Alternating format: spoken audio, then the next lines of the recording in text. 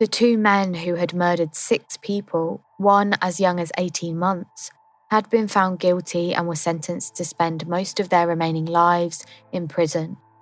Both began their sentences but continued to protest their innocence, and as time went on, significant concerns began to emerge about the case.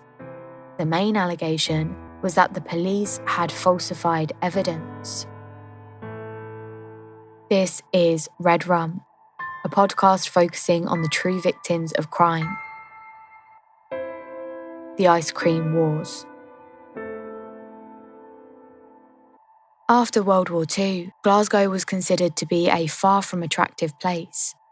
Smog caused by industrial and domestic pollution was so dense that pedestrians could only see a couple of meters in front of them, and large areas of slum housing were responsible for poor health outcomes for parts of the population.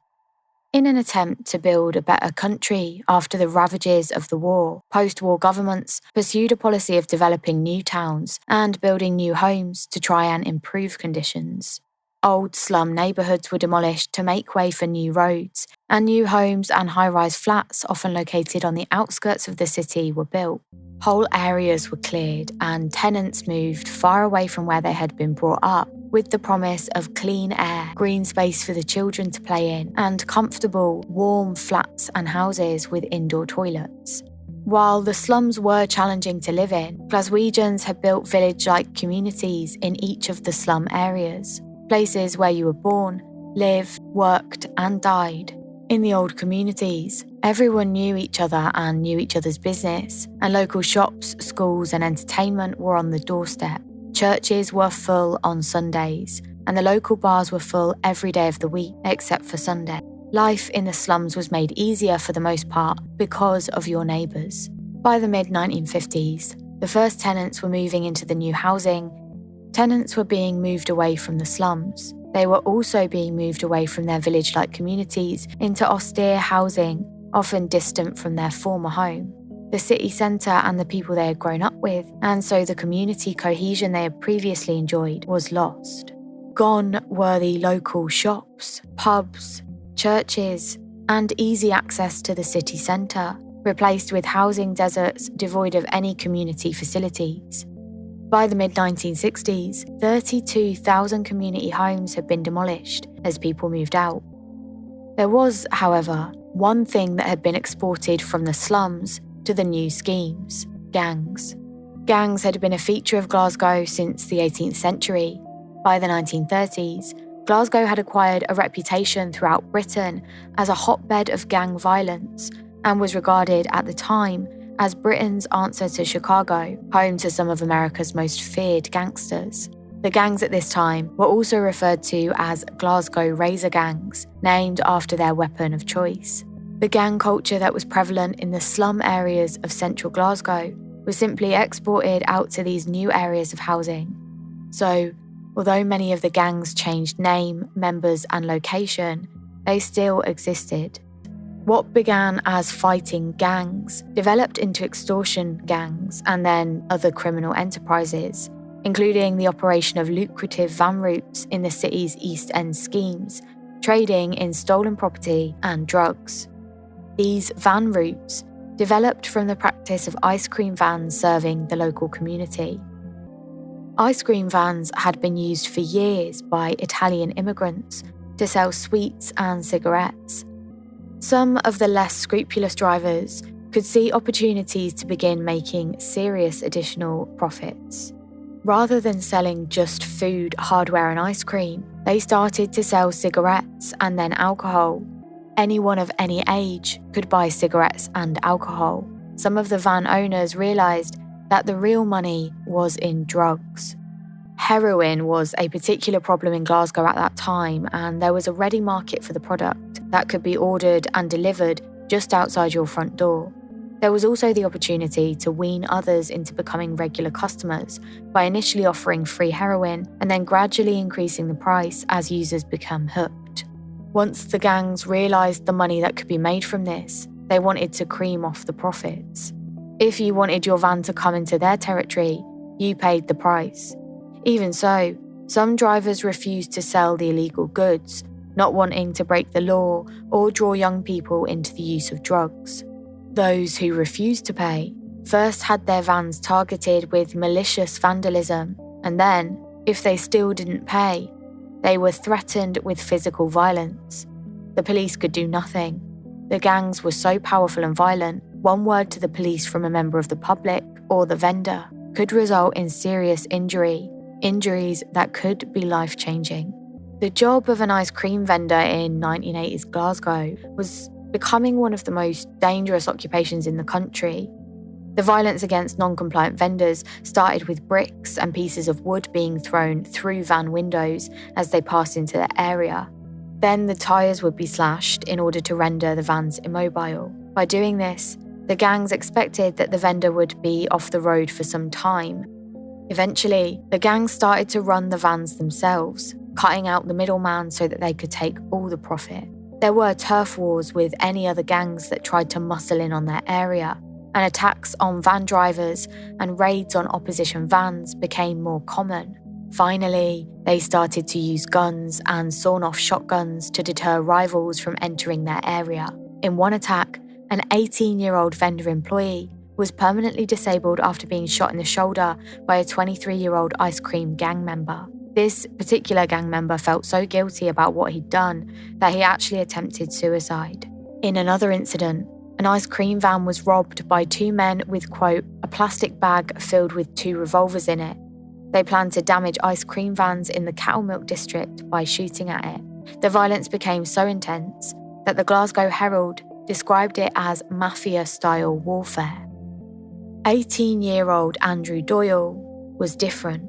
Nicknamed Fat Boy, he was a large and heavy-set man who was hard-working and a friendly van driver for the Marchetti brothers, who had been running a respected ice cream business in the city for over 20 years.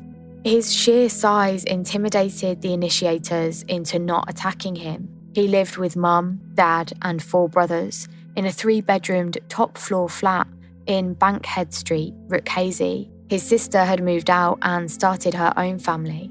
Andrew wanted to make a go of the ice cream vending business and had a regular established round through Gotham Lock. He drove the van and a teenager served the customers.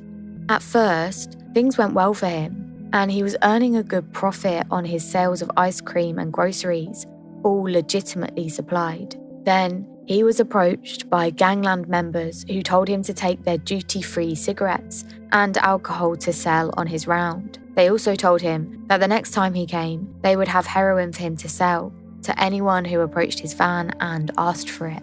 He could have made a large profit if he had chosen to do as they said, but he refused.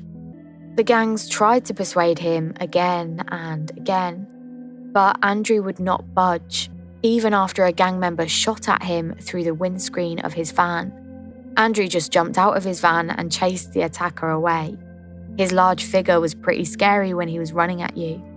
But the gangs weren't put off that easily because by refusing to sell their drugs, Andrew had directly challenged their authority.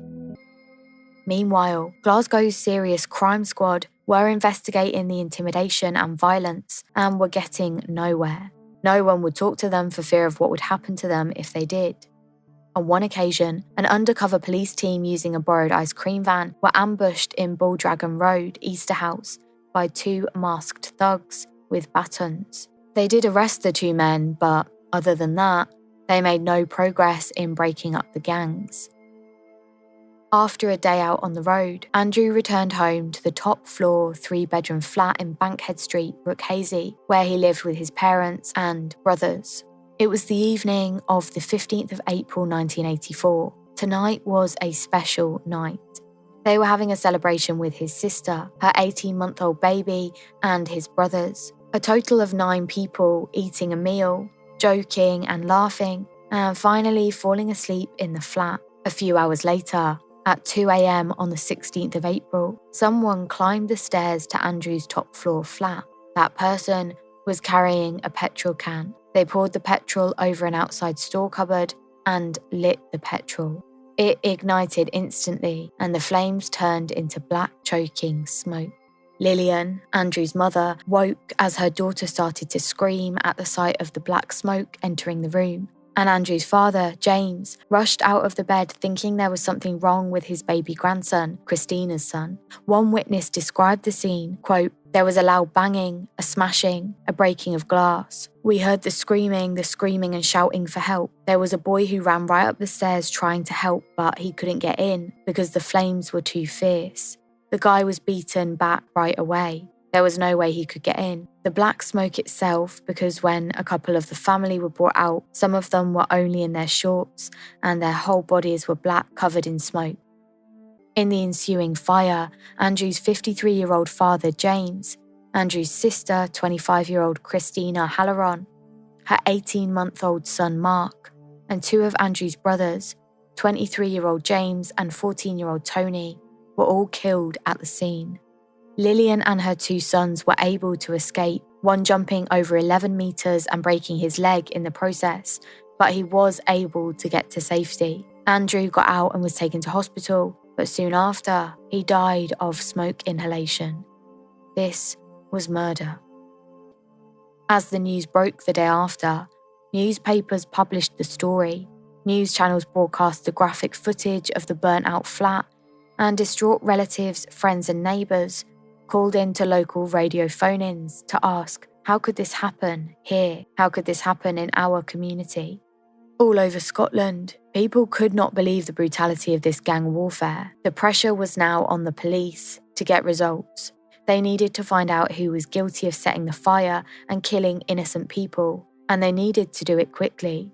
But people living close to the incident were even more tight-lipped than they had previously been. They knew that one word to the police could also spell the end for them. 50 police officers were drafted in on the case. They interviewed 1,500 people.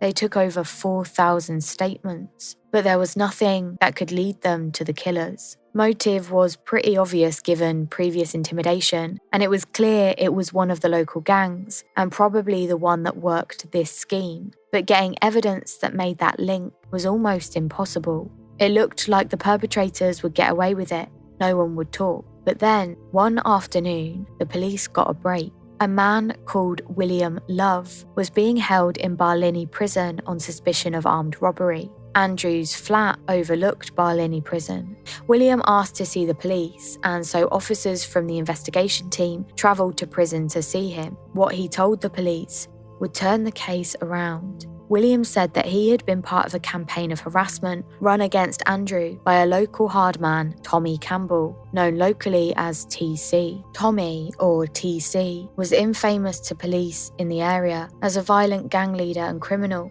who had been involved in extreme violence against rival gangs, using staves, axes and knives. TC had a well-deserved reputation for being able to tackle his rivals, either with weapons or with his bare hands, and he'd seen a lot of his fellow gang members and enemies seriously injured in fights, and some of them had died. TC himself had been close to death after one fight he'd been in. Police considered him the hardest of the hard, and a very likely candidate for the attack. William's statement confirmed it. William told police that 3 weeks before the fire, he had overheard a conversation in a local bar.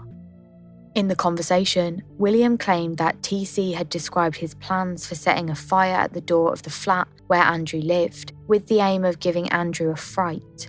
If this was true, the police had their first firm lead in the case, and although William had a string of convictions for serious crimes and was facing a long sentence on the armed robbery charge, after William had given this information, they suddenly dropped objections to his bail and William was freed. The police claimed this was for his own protection. The information the police had from William was a good piece of circumstantial evidence, but not enough to get a conviction on its own. Then, the police got a second break.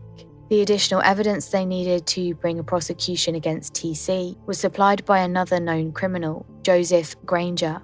Whilst being brought in for an unconnected offence, Granger told officers he had also overheard the plot to set a fire at Andrew's flat, but in a different bar on a different night and with different people. A man called Joseph Steele, another criminal and known associate of TC's, discussed the plan with Granger and a number of other people. Following that conversation, Granger told the police he went to look at Andrew's flat on the same night that he heard about the plot and a week before the fire.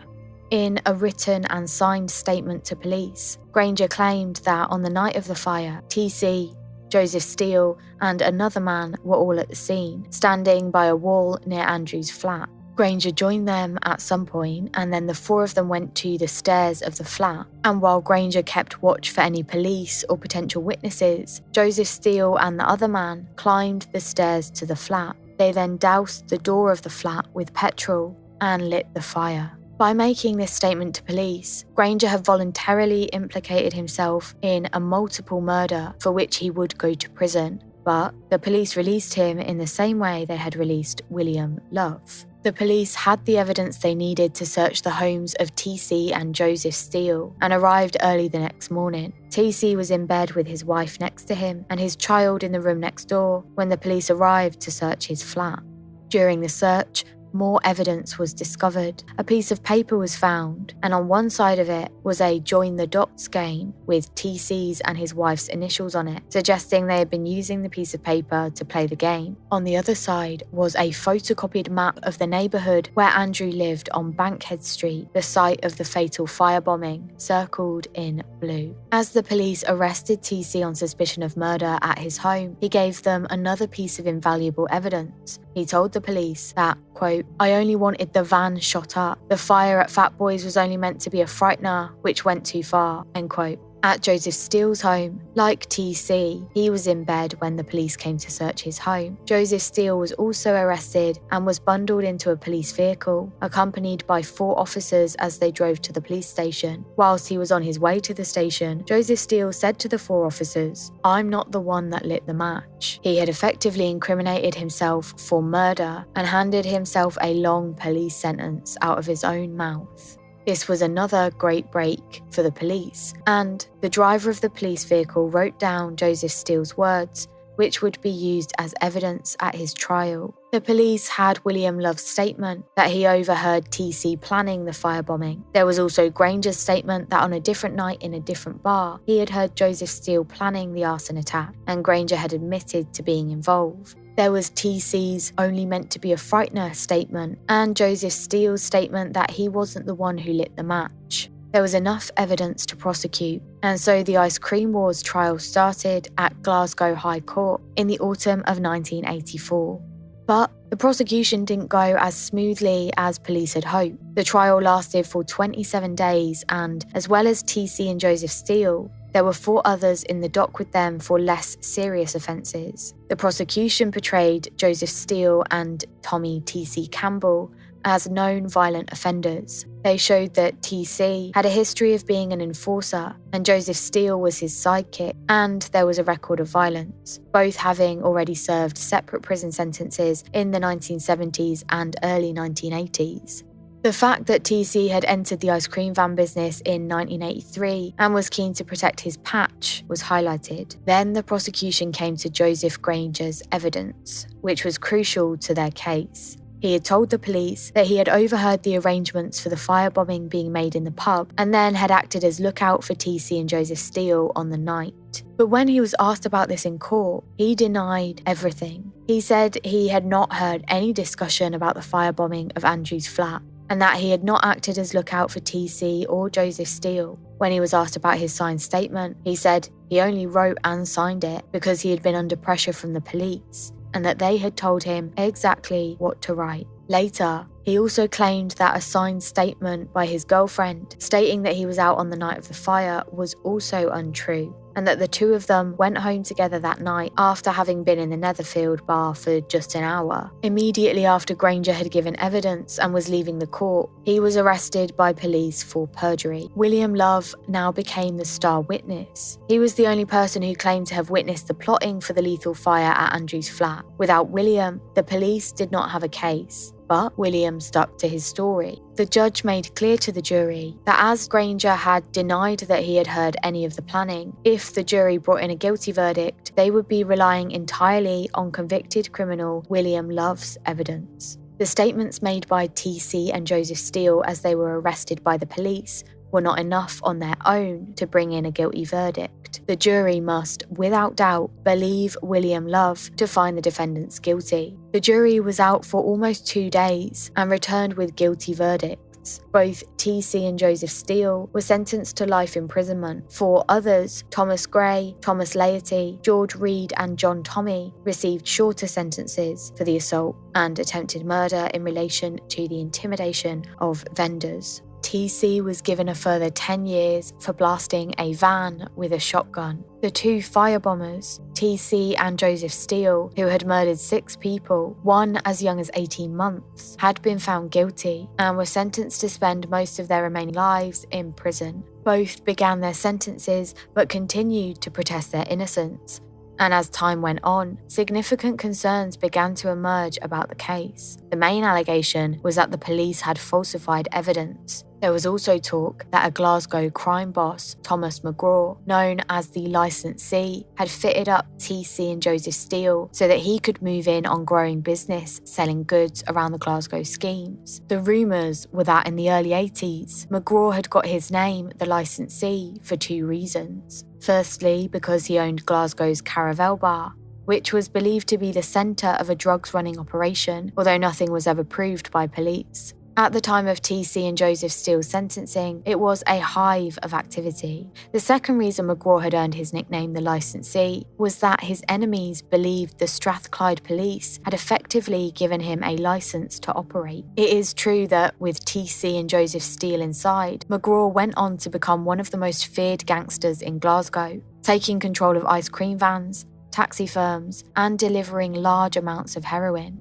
However, in Scottish legal circles, the main concern about the conviction was because, as the judge had pointed out to the jury, it relied totally on William Love's supposed eyewitness testimony, the testimony of a convicted criminal who was released soon after giving this statement.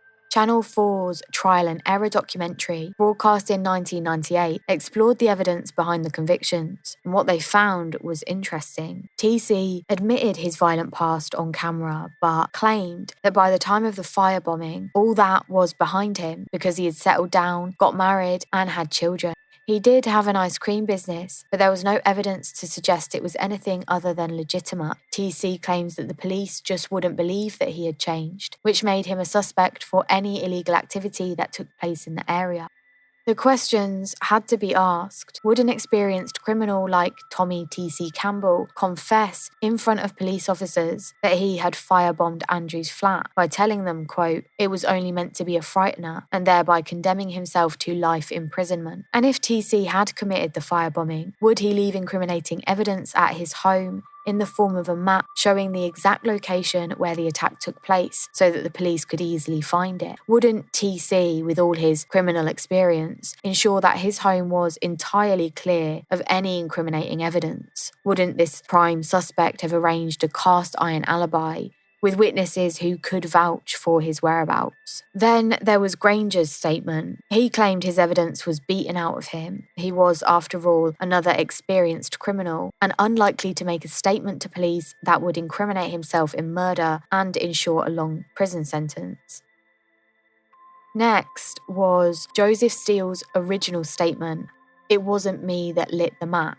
This was always going to be questioned because, yet again, it appears illogical for Joseph Steele to incriminate himself for murder in the same way it was claimed TC had done, except this time it was in front of 4 police officers. It also seems strange that, in this situation, it was the driver of the police vehicle who was the officer to record the admission. That would involve him bringing his vehicle to stop in a safe place, getting out a notebook, writing the statement down, and then resuming the journey to the police station, all while 3 other police officers were sitting in the vehicle doing nothing. And then there's William Love's evidence.